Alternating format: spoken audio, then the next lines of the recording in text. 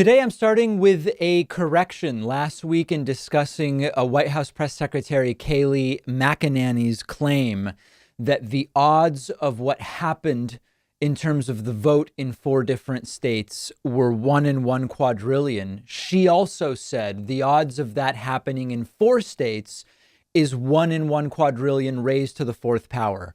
I, with no explanation, said that's not how exponents work. That was very unclear and really inaccurate in the context in which I said it.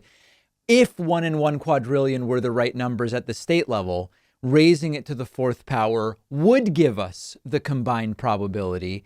In theory, that is how exponents work. By not explaining, I may have not been clear, and I apologize for that. I will try to do better in the future. Let's get on to the week's news. It's truly a tragedy what's going on in this country in general, but I'm talking right now about coronavirus. I get that we're a huge country geographically. We have 330 million people. I get that. But we're some of the worst in the world. And we are now having a 9/11's worth of deaths on one day regularly. And the numbers are potentially going to get much worse before they get any better. Now, I know many people on the right, including Donald Trump, like to say, well, everyone is seeing the same thing. That could not be further from the truth. And I want to examine that with you today, because we really need to understand just how terribly we are doing. The claim is everyone's seeing the same thing. Cases are spiking here, cases are spiking there, Italy, Sweden, whatever. That's mostly based on this spike in mid-October that we started seeing, just like many other European countries. But there are 2 really important differences to understand here. The first is that when the U.S. started seeing its October spike, that was already our 3rd spike, because we had spike number 1 in April and spike number 2 in July. So middle of October, we're on spike number 3.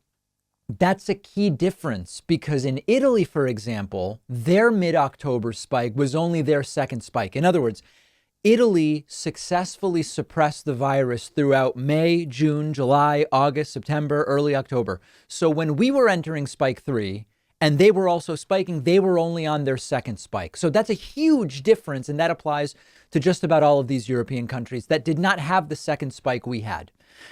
Just as importantly, these European countries that started getting a spike when we did in mid-October, most of them have already suppressed the spike. And they've seen a decline from the highs of about 50% of new cases per day. So as an example, we look at Spain, and you see that, yes, Spain started having spike number 2 at the same time that we started having spike number 3. But their trend line for the 7-day case average is already down by half from where it peaked. If you look at another example, like France, you also see that while they spiked in mid-October like we did, their cases are already way down. But when you look at the United States, we have this spike that started at the same time, but we are reaching new records just about every day. This has been one of the biggest failures of any presidential administration ever. It's globally shameful, but it is a tragedy in terms of its toll on human life and suffering. And it's going to take time to fix this now. There's no way around it. And we know that on January 21st, every coronavirus death will be blamed on Joe Biden by these Republicans. All I care is that we fix it. If now they want to start wearing masks and social distancing because Biden's president, then do it in order to show I don't know what. I don't think that that's going to be their reaction. And of course, it's too late for the 300,000 people that died already. It's too late for the many that recovered from serious cases of the virus and still have symptoms and unknown long-term effects that we don't yet understand. The good news is the FDA has approved an emergency use authorization for the Pfizer-BioNTech vaccine. I've been saying BioNTech, but someone told me it's BioNTech. That is approved, and we're going to talk about vaccination momentarily.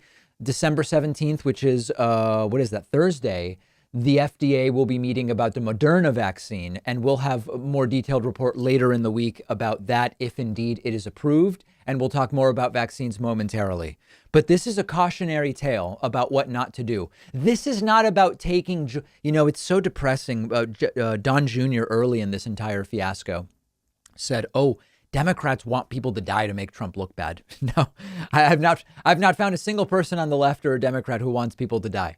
What we do want is that those responsible for the failed leadership be held accountable. In a sense, Trump was, because he lost the election. But this is really a cautionary tale about what not to do. And part of what not to do is don't elect a buffoonish, incompetent clown to be president of the United States. Let's talk about vaccination. If you ever feel like you just don't have enough time to read all the books you want to read, you have to check out one of my favorite apps called Blinkist. Blinkist takes thousands of popular nonfiction books and distills each one down into an ebook or audiobook that you can get through in just 15 minutes, where you're getting all the key takeaways from the book. Just imagine how you'll be able to expand your horizons and knowledge by being able to soak up all of the important insights from 10 different books in an afternoon.